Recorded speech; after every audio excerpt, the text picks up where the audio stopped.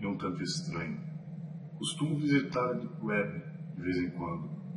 Embora ela tenha se tornado notória recentemente, ela já existia. Sempre existiu. Pouco tempo atrás, me deparei com algo que achei interessante, mas que não era relevante. Algo que não dei muita atenção, porém, passei essa madrugada toda tentando localizar o que eu havia visto, pois achei que gostariam de saber de uma história que chamo de coincidência intrigante. Antes de começar a história, vai aqui um resumo do que é Deep Web. Muitos conhecem ou ao menos já ouviram falar da chamada Deep Web. Eu estou certo disso. Por lá encontramos todo tipo de informação. E a quantidade de coisas bizarras e até mesmo desumanas são abundantes. Em resumo, a Deep Web está tudo aquilo que o Google e os outros buscadores desprezam. E o motivo é óbvio. O conteúdo geralmente é ilegal. Muitos já sabem. Para navegar na Deep Web, basta ter um navegador específico, mas o que a maioria dos usuários comuns desconhecem é que a Deep Web possui níveis mais profundos e nem sempre os aplicativos padrões da própria Deep Web são capazes de chegar nesses níveis. Eu estou falando do que há muito além da Deep Web. Eu falo da última camada chamada Marianas Web. A Deep Web é uma criança perto do primeiro nível da camada mariana. Muitos pensam ter acessado informações privadas e bizarras na Deep Web, mas a verdade é que parte do que está ali é fake. Um videozinho de alguém sendo decapitado, um animal sendo queimado vivo. Por conta dessas coisas, muitos pensam terem chegado ao fundo da Deep Web, mas estão enganados. O fundo é tão difícil de se ter acesso que até mesmo o FBI tem dificuldades em checar. Ali é para poucos e sem conhecimento avançado, sem alguém que é parte disso para lhe dar as instruções e sem a ajuda de diversos softwares, você não será capaz de acessá-la. Eu não recomendo, mas lá vai. Se você é uma pessoa teimosa, ao menos tem um PC só para isso, pois ali a coisa não é brincadeira.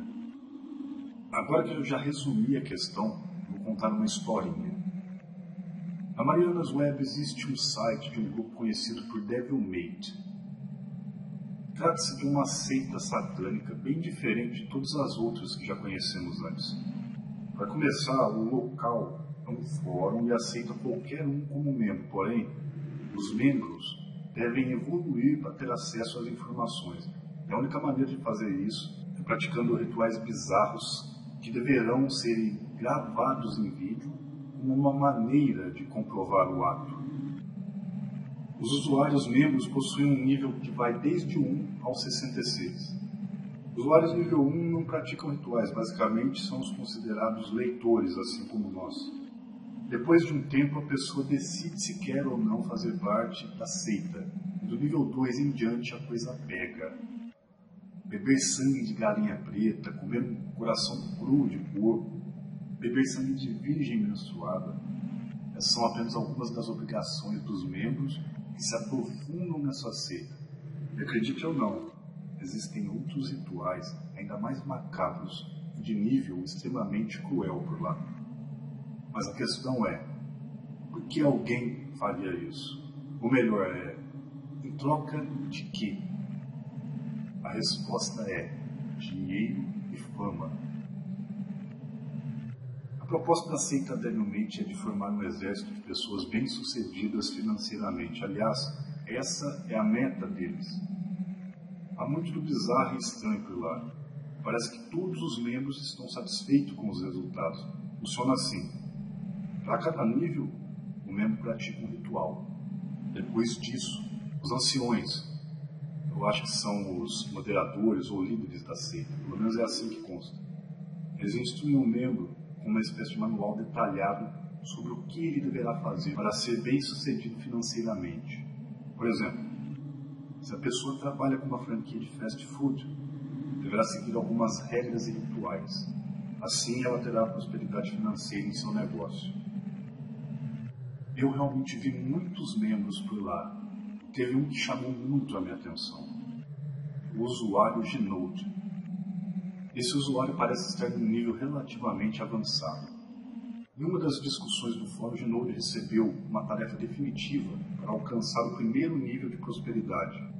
Ele já havia feito outras tarefas antes, mas agora ele passaria para o nível 27. Esse parece ser o nível onde as coisas começam a andar. Depois de ter cumprido com a tarefa, ele recebeu instruções do que deveria fazer para alcançar o sucesso. As instruções estão criptografadas e podem ser lidas por meio de um criptograma específico, criado pela própria DevilMate.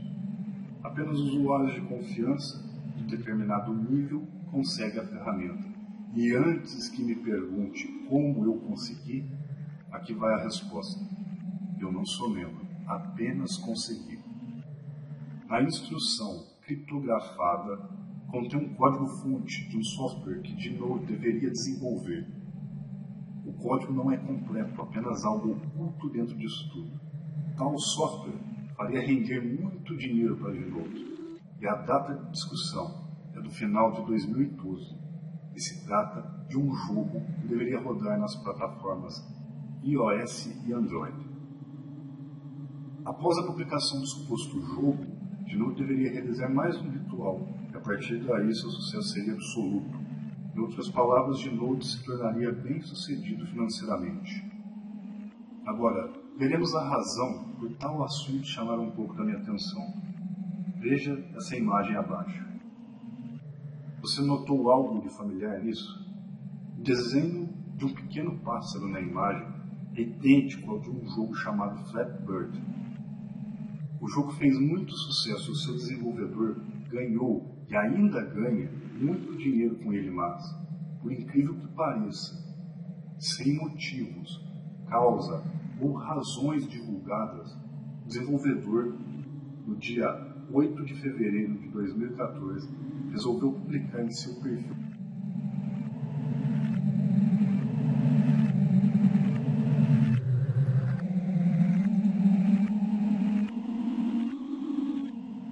Você notou algo de familiar nisso? O desenho de um pequeno pássaro na imagem é idêntico ao de um jogo chamado Flappy Bird. O jogo fez muito sucesso e o seu desenvolvedor ganhou e ainda ganha muito dinheiro com ele, mas, por incrível que pareça, sem motivos, causa ou razões divulgadas, o desenvolvedor, no dia 8 de fevereiro de 2014, resolveu publicar em seu perfil no Twitter que irá retirar o jogo do ar. Ele não diz a causa, ele apenas diz: eu não aguento mais. Agora, vamos analisar algumas coincidências nessa história. Na página do grupo DevilMate, temos uma imagem de um jogo que conhecemos, e isso meses antes do lançamento do jogo.